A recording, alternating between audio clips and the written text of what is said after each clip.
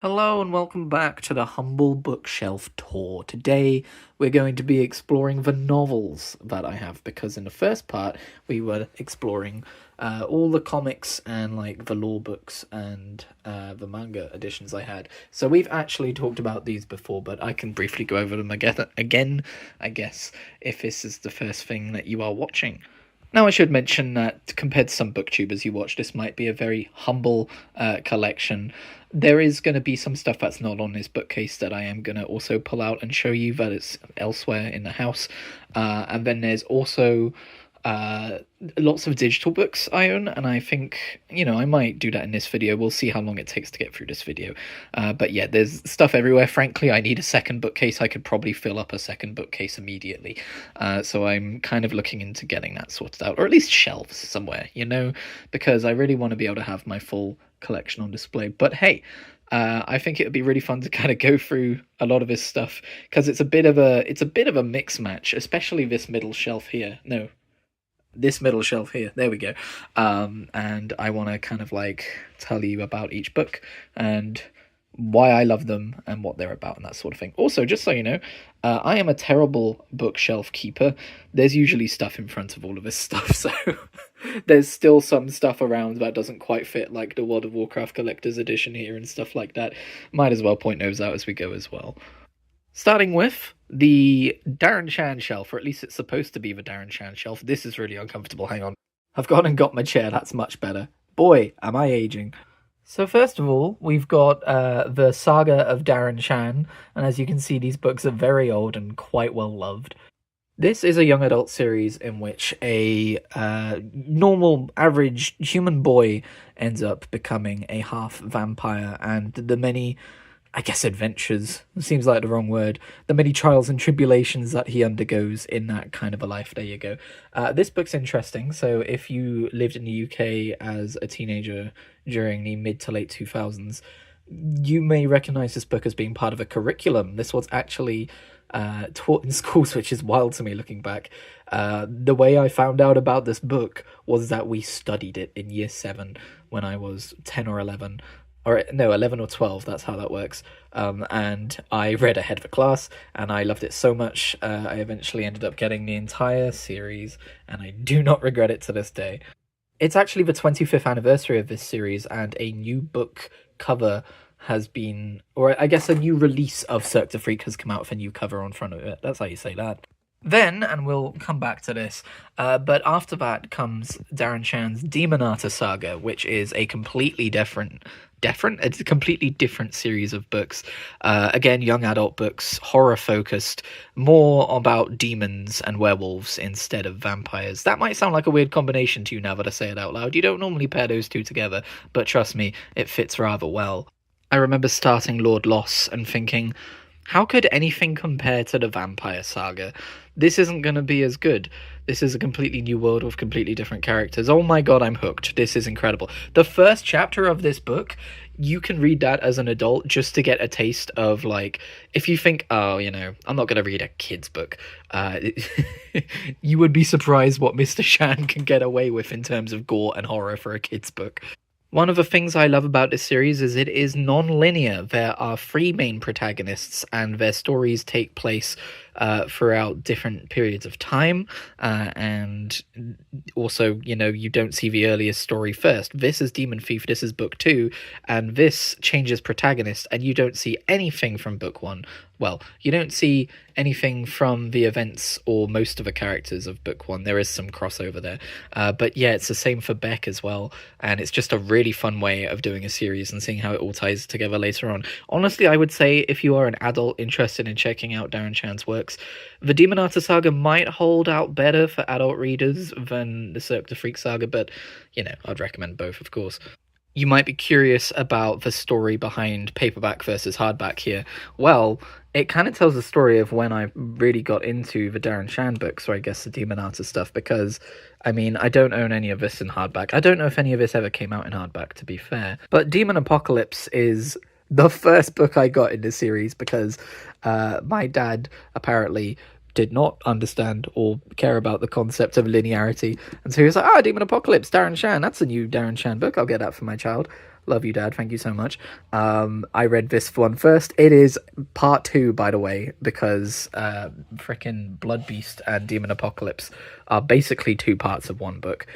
So not only was this me reading the 6th book in the series, first of all, it was also me reading the second part of a 2-part story before anything else. And this is also kind of the end of, I would say, the first arc of the Demonata story. There's kind of like, I would say there's 2 main arcs. But yeah, that's why I own this one hardback, and I don't own Wolf Island hardback. But then, oh, actually, I can show you this. Oh, hey, there you go. This one might be paperback, but it is signed by Darren Shan himself. Oh, pardon me, that's awkward. I've just realised that I had that in the wrong order on my shelf for all this time. Death Shadow comes after Demon Apocalypse. What kind of fan am I? But yes, at the same event that I got that book signed, I also picked up Dark Calling, which was the book that was being released. I went to a book signing, if it's not obvious. And in this book... Okay, there we go. I've got a personalised message, and you can see it was signed on the 5th of the 5th, 2009. Isn't that delightful? I think it's delightful. Fun fact, at that same event, despite it being the release event for Dark Calling, Darren also read the first chapter of Hell's Heroes to us before it came out, and that was interesting, because it sure did kind of spoil the ending of Dark Calling. I didn't really care, though. I guess it was less spoiling the ending of Dark Calling, and more of a how the hell do we get to this point in the story kind of a thing. I mean, it was a spoiler, like, undeniably, but it was kind of a cool spoiler. I think if a spoiler comes from the author himself, you can't really complain. Anyway, I think The Thin Executioner came next, which is a completely standalone story, and honestly doesn't even really feel like young adult fiction, even though I think it technically is. It's certainly under the Darren Shan name instead of a Darren Dash name, which is his Stories for Adults name, which I really need to start reading some of, by the way. I own some of those books digitally. We might get into that. But hey, Thin Executioner is a fantastic novel. I mean, I haven't read it in a very long time. I assume it holds up, but Darren Shan, I think, at his best is when he takes, or not takes our characters, but just does like this adventure, like from point A to point B, you know, almost Lord of the Rings style. Not in terms of tone or in terms of genre, but just in terms of like plot structure, I suppose. He does it with The Thin Executioner. He does it with The Lake of Souls. He does it with, I would argue, Beck, and also with Dark Calling. I think it's my favourite style of Darren Shan storytelling. And then comes this book, which is another standalone story, which is actually explicitly stated to be for adults, so I guess this is just before Darren Shan adopted the Darren Dash moniker for these kinds of books. This is more of like an urban thriller, like there's elements of fantasy to it. Actually, it might not even be a thriller. I'm going to be real with you. It's been a very long time since I read this book. But there's romantic elements in it. I remember that. This is the uncorrected bound manuscript proof copy. I won this from a Waterstones Twitter account long ago when they did like a competition for it. And actually, this might be signed as well. Oh yeah, there it is. Can you unlock the secrets of the Lady of the Shades? Angry face question marks. I love Darren Shan, that's great. This one wasn't specifically for me because it was just signed for a competition, but I got this in 2013. So you might say I'm one of Darren Shan's top fans. The Facebook page certainly does. And then last but most certainly not least for the Darren Shan collection is the Lartin Crepsley prequel series. As you can see here, we've got the hardcover of book 1 and the hardcover of book 4, and then the paper covers of 2 and 3. I actually quite like how that shook out, to be honest. They do look nice when they're side by side. I don't actually have room to put them side by side right now, unfortunately. So that's why Birth of a Killer is kind of up top there. But yeah, those are all my books. Hang on. There you go. I should show you at least a cover of one of them, right? I do think that this quadrilogy prequel series, in general, is just a bit better written than the original Cirque du Freak saga. As much as I love it, I think you can see that Darren Shan has come a ways as a writer since writing those books. And it was really cool to see that progression in this series. As for the other books on this shelf, you may have noticed The World of Robert Jordan's Wheel of Time, which has a bookmark in it. This is going to be a recurring theme. You're going to see how bad I am at finishing books. I have ADHD, or at least I think I have ADHD. We're on a 5-year waiting list to get diagnosed. I'm working on it. But this is I have the Wheel of Time, and I've read the complete Wheel of Time, by the way, as audiobooks. So I don't own anything physically for the Wheel of Time, so it was important to me that I had at least something on my bookshelf to signify that I have read and love the Wheel of Time, and I thought that this would be a great way to do it. This, for those of you who aren't aware, is basically a law book, like kind of like these kinds of books, right? But it's a paperback. It used to be a hardcover, but people did not like it or the art inside, so it's been republished, mostly just for text and some of the maps, as a paperback book. I really don't love, this is a UK problem with the Wheel of Time books, I really don't love the front cover. It's just a great big grey nothing. But I do like the text inside it. There's some fun lore in there. I don't know how deep I'm going to get into it in terms of when it becomes more incrementally, I guess, about like specific city-states and stuff like that. But I really did enjoy the lore about the breaking and all of that stuff, and that's mostly what I got it for, or asked to get it for, because this was a gift. Finally, on this shelf, we have Mythos by Stephen Fry, which is a book about Greek mythology myths retold in a slightly comedic format. And I gotta say, I've got a bit of baggage with this book. Nothing to do with the book. The book's fine. The book's great. I got about halfway through it. I was loving it. But all the while I was reading this, my cat was sick. And I remember mostly reading this while kind of like, looking after her and having her close to me. And when she passed away, I stopped reading this book and I haven't touched it since. So that's what I mean by emotional baggage. But I do mean to get back to this book at some point, because I really do want to learn more about Greek mythology, as I'm sure everyone in my age demographic does. But also, baggage, way. And if you were wondering about what was going on the side over there, this is just a pack of Marvel playing cards. And that's a tin in which I keep my very small collection of Pokemon cards. I'm not going to drag it out, though, because, as you can see, it is between a book and a wood place. Would you look at that? I figured it out. Now we can see all of Darren Shan books in order. Isn't that lovely? All right, moving on up. Oh, bloody hell, where do I start with this? What a mess. Let's start with this, I suppose. This is a novelization of a Doctor Who episode called Doctor Who and the Daleks. It's not an episode, it's a serial, sorry. It's the second serial that they ever did, and it's probably the first serial if you look at it on BBC iPlayer, because they don't have the rights to the very first serial they did, unfortunately. But this, for Doctor Who fans, is the very first time that the Doctor meets the Daleks, and I think it's a really fun episode, and I was really curious to see, because obviously this was filmed in the 60s, it's in black and white, it has low budget, it has very low production value by today's standards. What would it be like reading the novelization, where you can inject a bit more production value in with your mind? I haven't read it yet, so I couldn't tell you, but this is on the TBR. I've actually got a few more Doctor Who novelizations, we'll be seeing them later, but this one is the only one with a glossy cover instead of a matte cover, which is a bit weird. It's kind of a bit of a different format. I guess I could just warn you straight away. This is TBR, this is stuff that I've read, so we'll get into it. The Eisenhorn Omnibus. The first time I looked into buying this, it was out of print and you could only buy it secondhand for like £100. And then they reprinted it. Beautiful. And this ended up being another gift that was given to me. And this is multiple books in one. It's basically an entire book series in one of Warhammer 40k novels. I'm not super into Warhammer 40k, not yet, and I hear that Eisenhorn is one of the best ways to get into it if you are looking to get into it from like a novel's like lore perspective, which honestly is probably the way I'm going to be into Warhammer 40k if I ever am, because my hands are way too shaky to hold a paintbrush. Always have been. But look at this, look at how small the text is inside. Oh, I'm so excited to read this one day. I'm kind of planning to read it after I finish Sun Eater, when the final Sun Eater book comes out, and then I read both the penultimate and final Sun Eater books. I feel like this would be a good continuation on, because I feel like there's a lot of Warhammer 40k influence in Sun Eater, alongside, funnily enough, Dune influence in Sun Eater as well. So yes, Dune. I bought this one. I love the cover. Apart from this, because this isn't a sticker and you can't take it off, I never love built-in stickers. But other than that, I love the kind of border around it. I've still never read Dune, so this is going to be my first time reading Dune when I do get around to reading it. So yeah, basically what happened is I realised I loved Sun Eater, and then I thought, well, I hear that it's taken a lot of influences from Dune and from Warhammer 40k. So I might as well go and read the base parts of this thing that I love so much. So yes, this is another one on the TBR. But to get into books I've actually finished, that's a lie, I have not read this one. So, some good old fantasy. There's going to be a lot of fantasy on this bookshelf, or in this bookcase in general. Assassin's Apprentice, an absolute classic. If you have not read Assassin's Apprentice, or the series, the Farseer trilogy, and the general, oh god, what's it called? The Realm of the Elderlings, I believe it's called.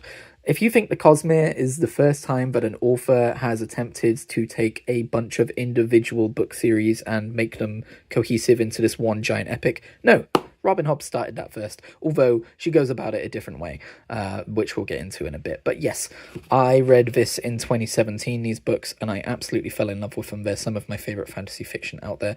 And I've also just loved the look of them.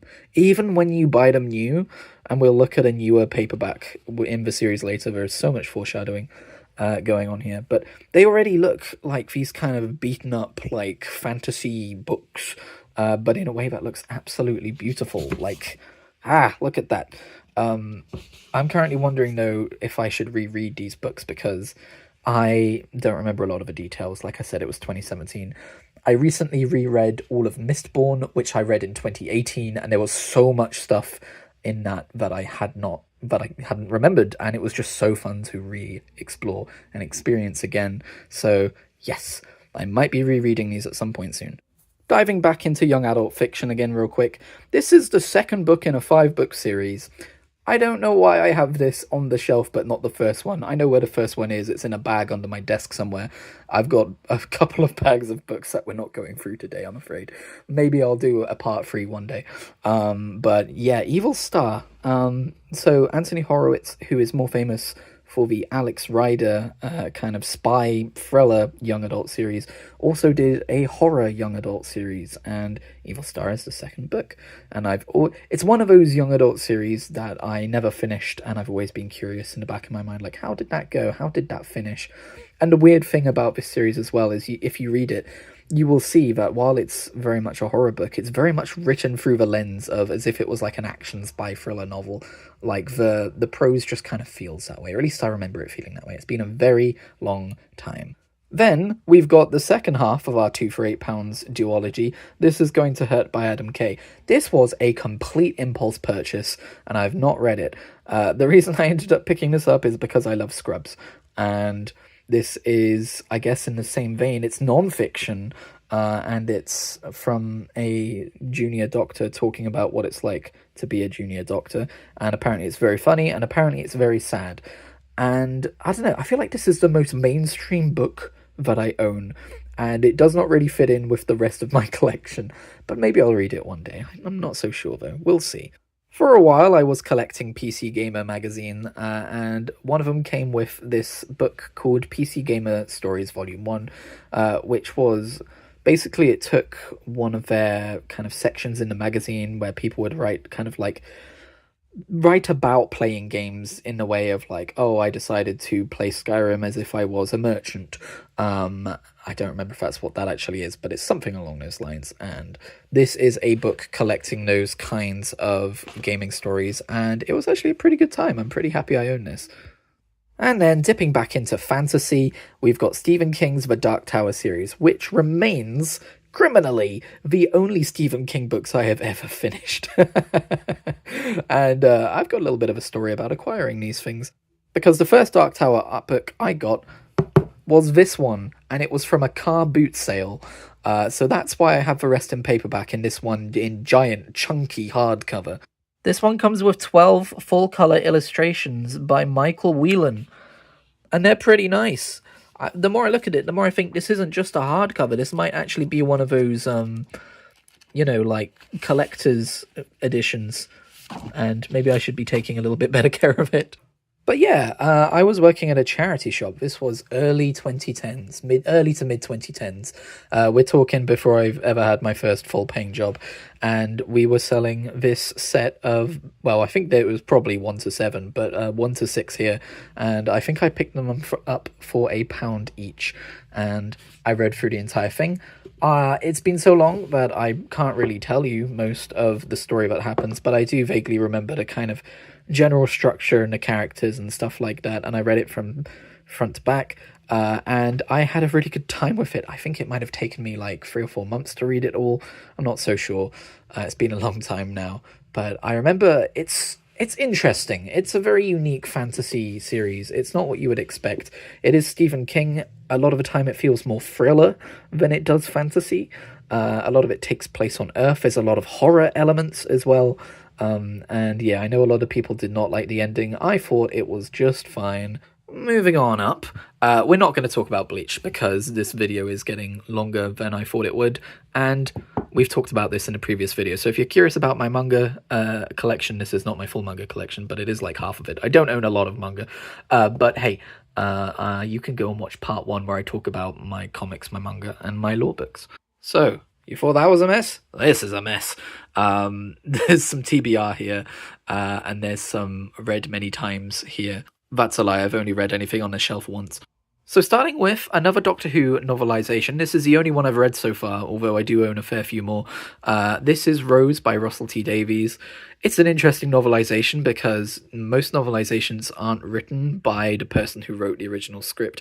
And he wrote this, I want to say it was like 2011, 2012, so it was like years after the fact, and he has stated that he did not check the script or rewatch the episode as he was writing it, so it's a little bit different. There's a few lore additions, which are quite fun, but there's also a few frustrating moments of scenes where you know how the dialogue should go, and it goes a little bit differently, and I prefer the original way of it, but all the same, I did quite enjoy reading through this. Then we've got Skyward and Starsight by Brandon Sanderson, which are 2 books of a trilogy. I still need to grab the third book. I have not read these yet, and I normally pick up books these days digitally, if I'm being honest, but I really wanted these ones physically because look at them, they're gorgeous! Also, I don't know if I said this yet, but this is Brandon Sanderson doing young adult fiction, although there are some people who contest that idea for this series, so I've seen some arguments about whether this is young adult or not, but yeah, I would be curious to read it and find out for myself. It's also him doing science fiction, which is becoming more common nowadays, but for a while there was pretty rare. Also, just to help this video flow a little bit better, on the edge over there we have Steelheart by Brandon Sanderson, which is a definite young adult fiction, which is kind of more superheroes, but if superheroes went wrong kind of thing. At least that's what I understand of it. I did start to read a little bit of the ebook, and then my friends Reese and Molly gifted me the paperback edition for my birthday one year. I'm so sorry I've not read it yet. Actually, when I was reading the ebook, if I'm being brutally honest, I didn't love the writing style, which was weird because I love Brandon Sanderson's other books. So I don't know if I just didn't gel with him changing his writing style to suit young adult fiction. I'll give it another go at some point for sure, though.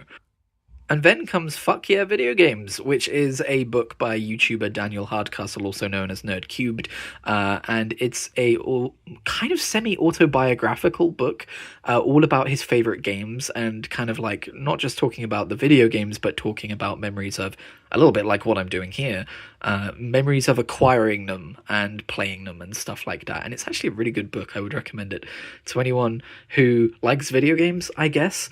It's just a fun book to have.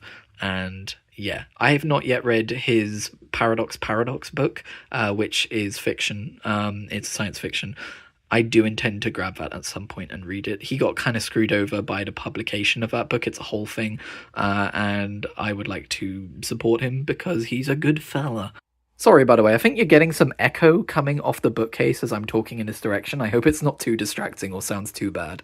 Next up, we have my most wanted on my TBR, which is a weird thing to say. It's not like I don't have these books, they're right here. But the books I most want to read, which is the entire Faithful and Fallen quadrilogy of books. I don't know what it is about these books. I'm definitely judging them by their cover a little bit and their blurbs, but I just know that they're going to be my shit. I just know that they are going to be absolutely my shit, and I'm so excited to read them. And honestly, the amount of times in the last 3 or so months since I've owned them that I've just picked up Malice off the shelf and just looked at it and flipped through it and gone, man, I want to read this book. Why am I not letting myself just read this book? Why am I being weird about it? Because I have so much on my TBR. I have so much on my, like, in progression reading that I cannot justify putting anything down to read this book, because if I just keep doing that, I'm never going to finish anything. I am getting pretty close to just saying fuck it and reading Malice, though. Sorry for the interruption. As you may notice, it's a little bit later now. But fun fact, this video, it's kind of a miracle that it actually is coming to you, because I didn't realize my phone was essentially full on storage, and for some reason the only way that manifested itself was it just failed to record video for these middle two books. So, without further ado, the fading is clearly what happened to my footage. It is also a book by Christopher Ransom about a man who develops the powers, or was born with the power, to be invisible. And that is not an original premise, but it is a pretty fun book. I don't remember it. I don't remember if it holds up. There was something spooky about this book. There was a horror element to it. Can you tell? I don't really remember what that was, but I remember that I quite enjoyed this read. It was a bit of a random charity shop acquisition, and speaking of random charity shop acquisitions, there's this book called The Night Watch, which from what I can tell is a translated Russian book. Picked it up from a charity shop. Oh, hi, there's my foot, sorry. Picked it up from a charity shop like a decade ago or something, and I've never read it. But the blurb sounds interesting, so there we go. There's the missing footage accounted for. Now, remember when I said I wanted something on my bookshelf just to show that I had read all of The Wheel of Time, even if I didn't own it in physical format?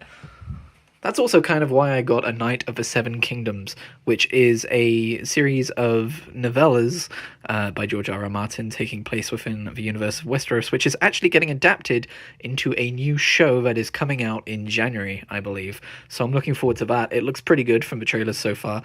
I will say, ADHD strikes again. I've only read the first of the 3 novellas in that collection, but I did really enjoy what I read. Here's a book by Joe Abercrombie called Half a King. It's the first of his Half series. I think it's a trilogy. And I read it and I enjoyed it, but it didn't inspire me to go out and read everything that Joe Abercrombie has ever done. And for a little while I was a little bit mystified by that, because I've heard nothing but good things about the guy. And then I was watching an interview he did about The Devils, which is his latest novel, and he mentioned Half a King offhandedly as this young adult series he did, or as close to young adult as he's ever gonna come. And that kind of made me go, oh, so this is watered down Joe Abercrombie, in the same way that Steelheart is watered down Brandon Sanderson. I know you should not think of young adult fiction in that way. Hopefully I have proven that I hold young adult fiction in high esteem, but I think when it comes to an established author who normally writes for adults, then going to write young adult, you do lose something in translation there, at least in my experience. The only thing I remember about this book that I didn't really like was just how long the main character spent in captivity as a slave, which isn't necessarily, a bad thing in terms of, like, writing a story, but just in terms of being fun to read, yeah, no, that was horrible. That was miserable. And I would argue that The Way of Kings by Brandon Sanderson actually has the same problem to a lesser extent. But yeah, that is not the only Joe Abercrombie I own now, but it was for a very long time. And then we have the only 2 Discworld novels I own so far, and that's The Colour of Magic and The Light Fantastic.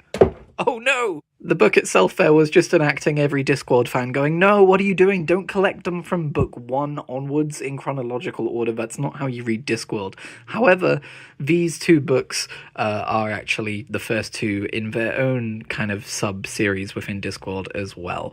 Again, it's been like 2017, 2018 when I got these. I don't really remember them all that much. I do remember enjoying them, but I don't know how to explain it. The actual plot and story itself was quite abstract and definitely took backseat to, like, the comedy and characterization of it. I really, really did enjoy them, though. I remember I decided to pick these up as paperbacks instead of ebooks because I love the art. Like, it looks so nice. It's so good. Like, look at that. What a nice book to own. What a nice book to have on the shelf. So good.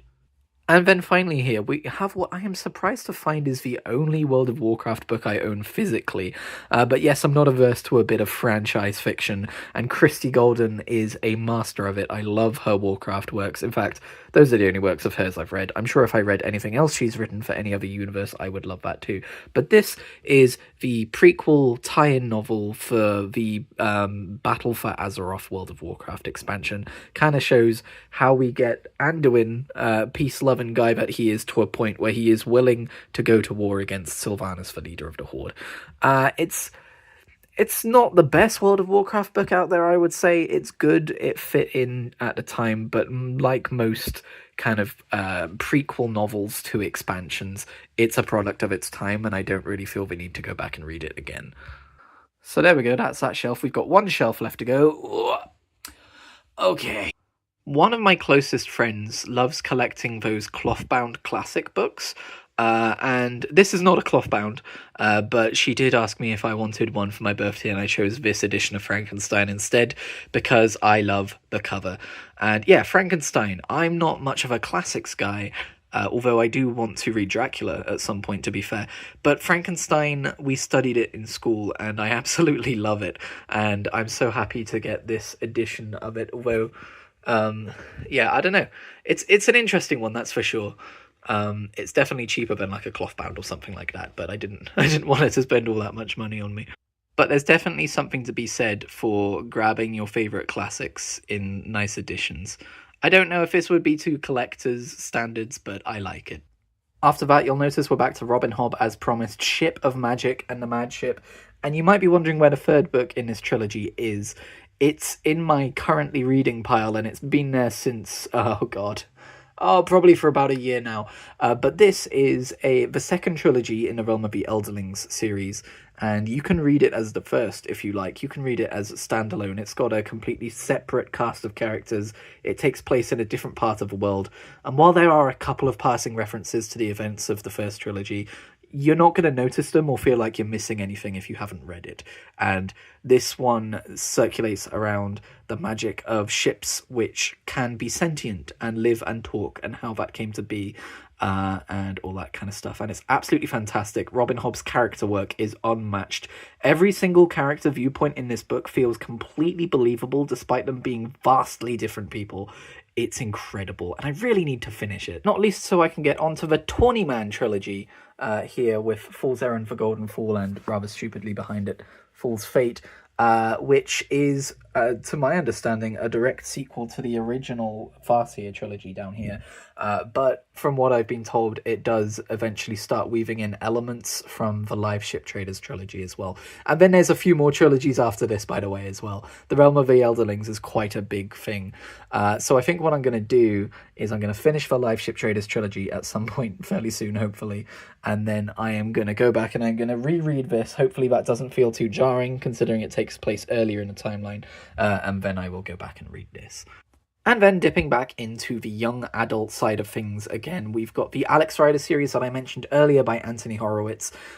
So fun fact, I actually started this series with Eagle Strike, the fourth book, and I think then Scorpia, the fifth book, and then I got Stormbreaker, the first book, and I think I also read Archangel and maybe Snakehead, but I never read book 2 and 3, and I don't know how the series ends.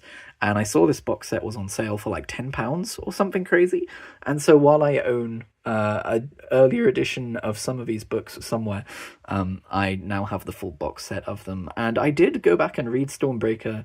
I think it was this year, maybe it was last year, and I did a little video on that one as well, and it's definitely young adult fiction. It's definitely not all that complex in terms of the writing or anything like that. It's also of a genre that I don't typically read, so I didn't just go ahead and burst through the entire series, but I'm glad that I own them. And then finally on this shelf, we have this 50th anniversary Doctor Who anthology of original stories, published by Penguin, which I I read some of the first one, and this was before I ever watched the first Doctor Zero. But yeah, the idea is you get a first Doctor, second Doctor, third Doctor, fourth Doctor, fifth Doctor, etc., story, and they somehow link into each other as well. This will be a good read if I ever find the time. And with that, we are done with the bookcase. Or not. Here are the rest of those Doctor Who novelizations I told you about. It might seem like a bit of a random selection, you know. There we go. It might seem like a bit of a random selection, but it was a box set. So we've got some classic stories in there, and we've got some modern stories. And I'm really excited to read some of them. And others I want to watch the episode first before I read the novelization. But yes, that will do it for the bookcase. I'm going to get rid of this stool I've been standing on now because I'm short. And also I'm going to give my arms a rest. But I do have some more books to show you. Okay, so firstly, some odds and ends. For a while, it was looking like I was going to be into thriller books pretty deeply. I have a bunch of Dean Koontz books digitally, and I think we will do digital books another day. That will be its own video, because now that I think about it, there's a ton there that I want to talk about too. But Tess Gerritsen, I have not read this one. I got given Gravity. I don't know if I'm going to read it. I don't know if I'm going to be a thriller guy moving forwards, although I do want to diversify the kind of genres that I read, so maybe I will give this a go. But I have read Bloodstream, which is a thriller about, this lady and her teenage kid go and move into a new small town, and they have a past or whatever, as they always do. That's my problem with thrillers and stuff. I think they're a bit formulaic and very similar to each other. But anyway, this is about, I guess it might be a spoiler. I don't remember how deep into the book it goes, but there is something wrong with the kids. There you go. And the answer for it, I think, is kind of goofy. But that's kind of more on reflection than it was when I was actually reading the book at the time. And then, how did you get here? What? How? How are the two of you? What? Speaking of franchise fiction, I love Assassin's Creed 2. It's one of my favorite video games of all time. I love the story behind it as well. And I've heard good things about Assassin's Creed Renaissance, which is the novelization of that game. I'm also just in general quite interested to see what it's like to novelize a video game. So yeah, got that not too recently. In fact, yeah, most of these books that I'm about to show you gifts that I got, but they're also gifts that I asked for, so they're kind of like still a choice, if you know what I mean. I also got the first Star Wars The High Republic trilogy, which contains Light of the Jedi, The Fallen Star, and The Rising Storm. I've read a Claudia Gray Star Wars book before. She did, I think it was Bloodlines. That will show up in the digital book collection video, I'm sure. But yeah, she's a good writer, and it's interesting that this is one cohesive trilogy, but by three separate writers. A lot of the issues regarding Star Wars are just how written by committee it's become, so I'll be curious to see if that's a good thing or a bad thing here. I have heard middling things about this trilogy. I have heard that it is fun, that it is decent, but it's not going to blow my mind. And if I'm honest, I'm a little bit fatigued on Star Wars at the minute, so I'm probably not going to approach this anytime soon, but I am really glad that I own this because I'm very curious about what they're doing with the High Republic stuff. Oh, and if you are curious, these are not young adult books. There is a young adult line of High Republic books, but this is not them. The book that I am currently reading is The Devils by Joe Abercrombie, and I'm taking a devil of a time to get through it, not because it's a bad book, but because it's just kind of okay. It's fun, it's good. It's a little too obsessed with being witty to its own detriment at times, and I keep forgetting that I'm reading it, but it is a nice, chonky book, and I am this far through it, which translates to about 160 pages, if you were wondering. Speaking of currently reading, here's a book that's been in my currently reading pile for so long that I forgot that I was reading it. If that sounds counterintuitive to you, welcome to ADHD. Anyway, this is Unruly by David Mitchell. It is a history of England's kings and queens, and it is quite fun. Unfortunately, though, because I'm not a history buff and I'm not super familiar with the lineage of the kings and queens of England and stuff, it's hard to dive back into after spending too far away from it. It's a bit like the Stephen Fry's Mythos book. One book's about mythological beings held to a high regard that they don't quite fit, and the other's about Greek gods. And finally, being in the currently reading pile for so long I forgot I was currently reading it list, is The Shining by Stephen King. And you can see I've run out of bookmarks, so I ended up using a hair tie as a bookmark. That's how drastic it's become. That's how many books I failed to finish. But yeah, The Shining. I've been thinking it's October. I could probably bash this out in like a night or two, right? Maybe I should just read this. I got to the end of part 1, which establishes basically the characters and the setting. And it was fine. It was fun. And I was enjoying it. But I've yet to get to the point where anything happens, really. So I feel like I could honestly, despite having read that first part a few months ago now, I could probably just pick this up and continue reading it and have a fairly cohesive experience. No promises, but maybe I'll do that. But yeah, I do want to mention that this book is also a pretty good representation of the fact that I have not shown you everything today. If you're wondering, by the way, The Ship of Destiny is over there. The last book of the Live Ship Traders trilogy that I was talking about earlier, that was also on the currently reading pile. But yeah, this represents that I have not shown you everything today. I have a couple bags of books over there that I've not gone through in years, and I know that one of them contains a Stephen King's The Stand in the same kind of edition as this same font, this same, this same publication, the same line. And I got 200 pages through that, and I gave up because it is so bleak, and I have trouble reading bleak fiction. But yeah, there's a lot more. I don't know if I'm going to bother going on about those books, because the reason they're in bags and tucked away is because they don't really mean as much to me. But who knows, one day when I get another bookcase or some shelves or something, maybe I'll put them up and I'll do another bookcase tour. But I think what I'm going to do for part 3 of this bookcase tour, or bookshelf tour, or whatever we're calling this, it's going to be digital stuff, because I own a fair decent bit of digital fiction. I don't know if people tend to do tours of digital bookshelves, but I think it could be fun, because I want to talk about the books I own, and there are so many gaps in terms of, if this is all I'm showing you. I haven't shown you A Song of Ice and Fire, I haven't shown you a bunch of Star Wars and World of Warcraft books I have, I haven't shown you Sun Eater. I mean, not to spoil the entire video, but you know what I mean, there's a lot more to talk about, so look out for that. Subscribe for it if you like the video if you liked it. And I'm gonna clean up this dang mess I've made, making my bookshelves somewhat presentable, by which I mean kind of I chucked it all somewhere else and now I've got to chuck it back up there. So thanks for checking this video out, and hey, not just a comic book channel, you see, it's not just comic books with me, sometimes I read some literature. Oh, the word!